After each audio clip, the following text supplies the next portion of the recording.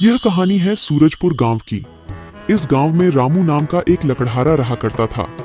रामू अपनी पत्नी अनुराधा और 2 बच्चों के साथ एक छोटे से घर में रहता था। रामू गांव के जंगलों से लकड़ियां काटकर उसे बाजार में बेचने का काम करता था। लकड़ियों को बेचकर आए पैसों से वह अपने परिवार का पेट भरता था। अप्रैल का महीना आ चुका था। गर्मी अपनी चरम सीमा पर पहुंच चुकी थी। घर से बाहर निकलते ही ऐसा लगता था जैसे आग की भट्टी जल रही हो। सूरजपुर गांव में यूं तो अक्सर गर्मी के समय तापमान 40 डिग्री तक चला जाता था, मगर इस बार तापमान बहुत ज्यादा बढ़ गया था। गर्मी से लोगों का बुरा हाल था। दिन हो या रात हो, लोग गर्मी से बेहाल थे।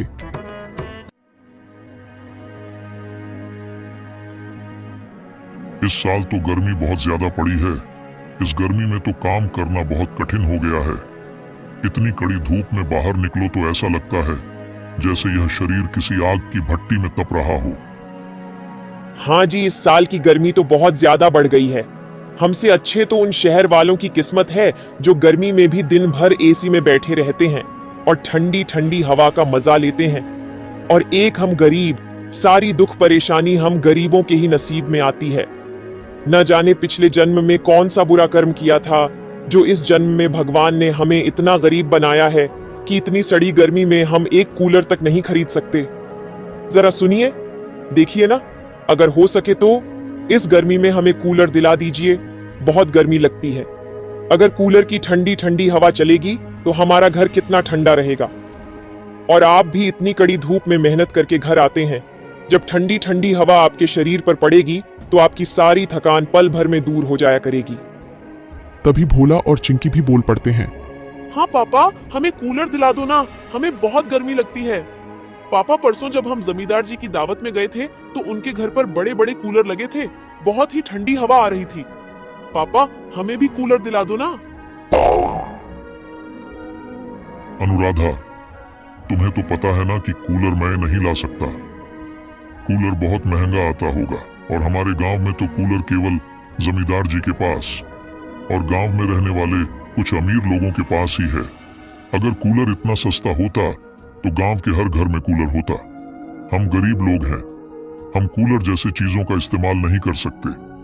उसके लिए बहुत पैसे चाहिए जो हमारे पास नहीं है। इतना कहकर रामू काम के लिए निकल जाता है। चलो बच्चों, जाओ अपने स्कूल का काम करो। लगता है हमारा कूलर का सपना सपना ही रह जाएगा।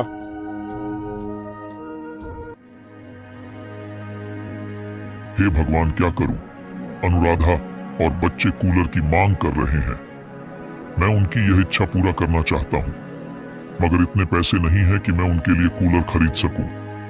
लकड़ियों को बेचकर जितने पैसे आते हैं उसमें तो मुश्किल से खाने पीने का हो पता है, तो ऐसे में कूलर के लिए पैसे कहां से आएंगे? आज घर जाते वक्त एक बार कूलर की दुकान पर जाकर उसका दाम पूछ कर आऊंगा। लकड़ियां काटने के बाद रामू घर जाते वक्त एक कूलर की दुकान पर जाता है। भैया, इस कूलर का क्या दाम है? 4000 रुपए से शुरू है। बताइए तुम्हें कौन सा कूलर चाहिए, ये बड़ा वाला या ये छोटा वाला? ये बड़ा वाला बिल्कुल एसी जैसी हवा देता है। बोलो कौन सा लेना है? भैया, अभी बस मैं दाम पता करने आया था, अभी मैं जाता हूँ।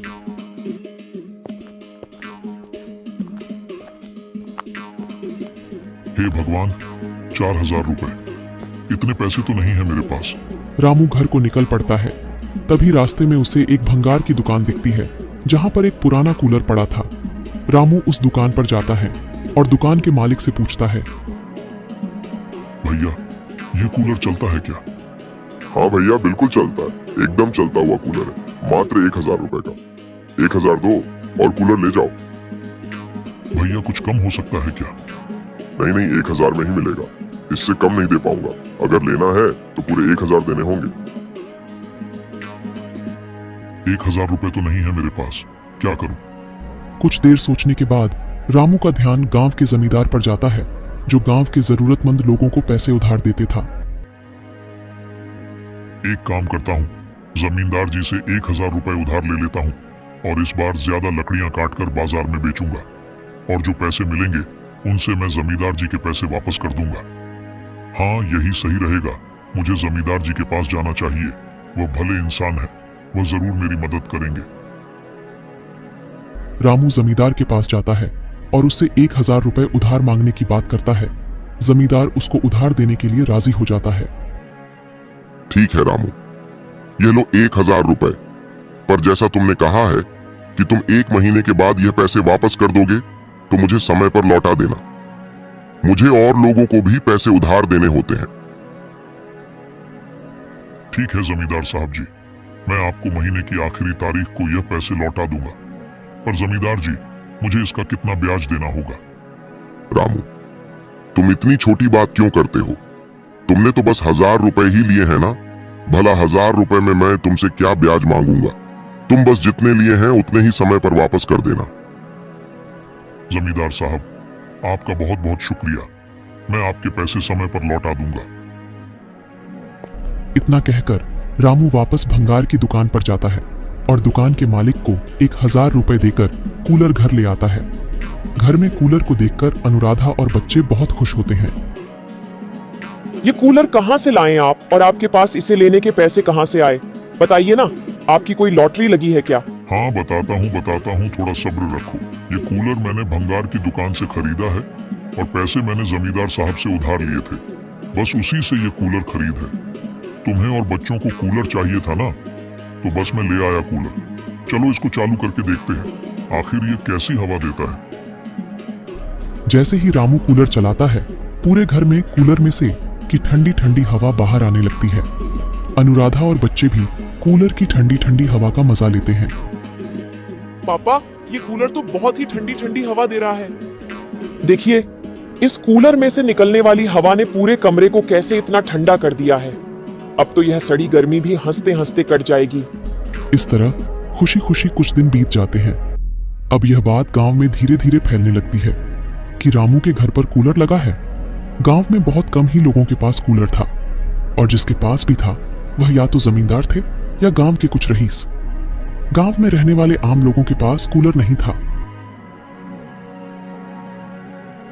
भाई, मैंने सुना है वह जो रामू लकड़हारा है ना, उसने कूलर ले लिया है। क्या बात कर रहे हो लाला भाई?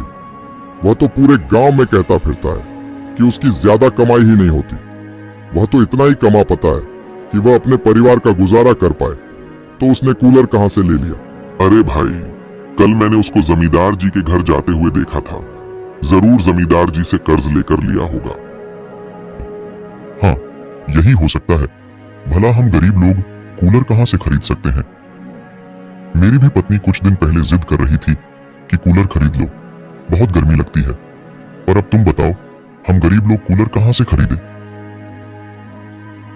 मैं सोच रहा हूं, क्यों ना रामू से बात करके देखो, आखिर उसने कूलर कैसे खरीदा और कहां से खरीदा है, और वह उसके पैसे कैसे भरेगा।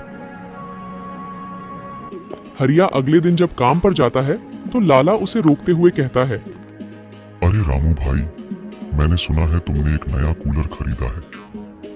अरे नहीं लाला भाई, नया कूलर नहीं है। नए कूलर के पैसे कहां से आएंगे? वो एक पुराना कूलर है, एक भंगार की दुकान में मिल रहा था, तो मैं जमींदार जी से थोड़ा कर्ज लेकर खरीद लिया। ओह अच्छा, तुमने पुराना कूलर कर्ज से खरीदा है? हाँ लाला भैया, अब इतने तो पैसे थे नहीं कि नया कूलर खरीदा जा सके, और बच्चे भी बहुत जिद कर रहे थे कि पापा इस बार कूलर ला दो। तो मुझे भंगार की दुकान पर यह पुराना कूलर दिखा और मैंने इसे खरीद लिया। अब मैं काम पर जा रहा हूँ। जमींदार जी का कर्ज भरना है ना, इसलिए ज्यादा काम करना पड़ेगा। चलो भाई, अच्छा हुआ कि तुमने कूलर खरीद लिया। अब मेहनत करके जमींदार जी का कर्ज जल्दी चुका देना।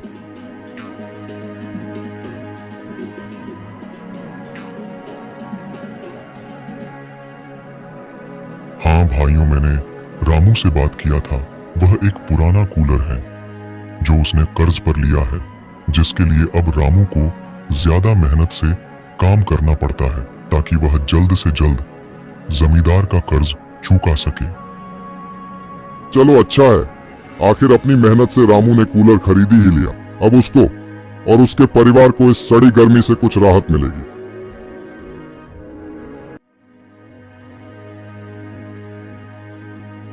अजी सुनते हो, सारे मेहमान घर पर आ चुके हैं और तुम्हें पता है ना बाहर कितनी गर्मी है। इतने सारे लोग के होने की वजह से घर में गर्मी और बढ़ गई है। जाइए कहीं ना कहीं से एक कूलर का जुगाड़ कर दीजिए। सुनीता, तुम्हें तो पता है ना अभी शादी में कितना खर्च हो गया है और कूलर जैसी इतनी महंगी चीज खरीदने के पैसे नहीं बचे हैं। इतनी मेहनत से पाई पाई जोड़कर मैं आज बिटिया का ब्याह कर पा रहा हूँ। अगर सारे पैसे कूलर खरीदने में लगा देंगे तो बिटिया का ब्याह भी तो करना है, उसकी विदाई भी तो करनी है। मैं यह सब कुछ नहीं जानती, आप बस कहीं से एक कूलर ले आइए। बिटिया के ससुराल वाले भी आते ही होंगे, वह देखेंगे कि इनके घर में एक कूलर तक नहीं है तो वह क्या सोचेंगे हमारे बारे में। जी आप बस कहीं ना कहीं से एक कूलर का जुगाड़ कर दीजिए।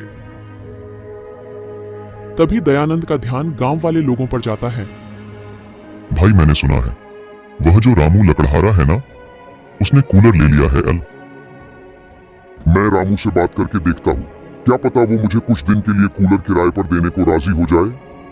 ठीक है सुनीता, तुम सारे मेहमानों को संभालो, मैं कूलर का जुगाड़ करता हूँ। रामू के घर पर गांव का एक व्यक्ति आता है। रामू तुमसे कुछ काम था। बोलो दयानंद, क्या काम है तुम्हें? रामू, क्या तुम कुछ दिन के लिए मुझे कूलर अपना किराए पर दे सकते हो? मैं तुम्हें प्रतिदिन के हिसाब से पैसे दे दूंगा। वह मेरी बिटिया का ब्याह है ना, तो बहुत सारे लोग घर पर आए हुए हैं और तुम्हें तो पता है ना कि गर्मी कितनी बढ़ गई है, तो इसलिए कुछ दिन के लिए कूलर तुमसे किराए पर चाहिए था। दयानंद, तुम्हें तो पता है ना मेरे घर पर एक ही कूलर है। अगर मैं ये तुम्हें दे दूंगा तो मेरे घर वाले कूलर की हवा कैसे खाएंगे? तभी अनुराधा के मन में एक विचार आता है और वह दयानंद से कहती है, हाँ ठीक है दयानंद, हम आपको कुछ दिन के लिए कूलर दे देंगे, लेकिन आपको प्रतिदिन के हिसाब से 20 रुपए देना होगा, जितने दिन तक आप कूलर रखेंगे। दयानंद अनुराधा की बात से सहमत हो जाता है और वह कूलर ले जाता है। जी, मेरे दिमाग में एक विचार आया है, क्यों ना हम कूलर किराए पर दिया करें, क्योंकि गांव में बहुत सारे लोग हैं जिन्हें गांव के छोटे मोटे समारोह के लिए कूलर की जरूरत तो पड़ेगी ही, तो क्यों ना हम अपने कूलर को किराए पर देने का काम शुरू करें। इससे हमारी कमाई का एक जरिया भी बन जाएगा। बात तो तुम ठीक कह रही हो अनुराधा, पर हमारे पास तो एक ही कूलर है। अगर वह तुम गांव गांव में भेजती फिरोगी तो तुम हवा कैसे खाओगी? आखिर यह कूलर तो मैं तुम्हारे और बच्चों की हवा खाने के लिए लाया था। अजी कुछ दिन की तो बात है, जब कूलर को उधार पर देंगे तो उससे कुछ पैसे भी तो आएंगे, हम उन पैसे से एक और कूलर खरीद लेंगे। अब बोलो कैसा लगा मेरा विचार? हाँ अनुराधा, विचार तो तुम्हारा बहुत अच्छा है। थोड़ी ही दिन में किराए पर कूलर देने की वजह से रामू के पास कुछ पैसे इकट्ठे हो जाते हैं और वह आए पैसों से जमींदार जी से लिए हुए पैसे वापस कर देता है और बाकी बचे पैसों से एक और पुराना कूलर खरीद कर ले आता है और उसे अपने घर में लगा देता है। ऐसे ही 2 दिन बीत जाते हैं। तभी तीसरे दिन उसके घर पर 2 व्यक्ति आते हैं। रामू भाई, मैं तुमसे 2 दिन के लिए कूलर किराए पर लेने आया हूँ। अरे भाई, मुझे भी रामू से कूलर किराए पर चाहिए था। भाई तुम बात को समझो, मुझे कूलर की बहुत ज्यादा आवश्यकता है, तुम परसों ले जाना। मुझे यह कूलर आज और कल के लिए चाहिए, पर पहले मैं आया हूँ तो कूलर मैं ही लेकर जाऊंगा। अरे आप लोग बिल्कुल चिंता मत कीजिए, अब मेरे पास 2 कूलर हैं, एक आप ले जाइए और एक आप ले जाइए। तभी रामू के घर पर एक व्यक्ति और आ जाता है। रामू भैया, मुझे आज के लिए तुम्हारा कूलर किराए पर चाहिए था। भैया, अब तो मेरे पास 2 कूलर थे और दोनों किराए पर चढ़ चुके हैं। अभी मेरे पास कोई भी कूलर नहीं है, मुझे माफ करना, मैं अभी आपकी कोई मदद नहीं कर सकता। इस तरह रामू का कूलर का व्यापार अच्छा खासा चलने लगा था। थोड़े ही दिनों में रामू की कमाई अच्छी हो जाती है, जिससे वह अब और नए कूलर खरीद कर ले आता है और उनको गांव में किराए पर देने लगता है। थोड़े ही दिन में रामू ने कूलर के किराए के आए पैसों से बहुत सारे नए कूलर खरीद लिए थे। अनुराधा, अब मेरे पास बहुत सारे कूलर हो गए हैं, तो मैं सोच रहा हूँ क्यों ना बाजार में एक दुकान ले लूं और अब मैं उसमें कूलर बचा करूंगा और किराए पर भी दिया करूंगा। दोनों काम एक साथ एक ही दुकान पर हो जाया करेगा। जी, ये विचार तो आपका बहुत अच्छा है, मैं भी आपकी मदद करवा दिया करूंगी। रामू ने बाजार में कूलर की एक दुकान खोल ली। अब रामू दुकान पर कूलर केवल किराए पर देता ही नहीं था, बल्कि बेचा भी करता था।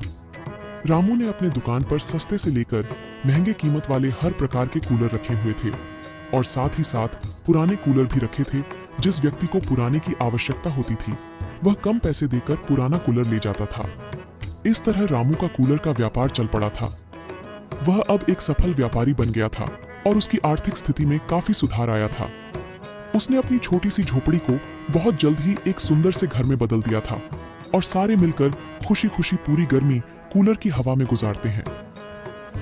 ऐसी ही और रोचक कहानियों के लिए सब्सक्राइब कीजिए हमारे चैनल को।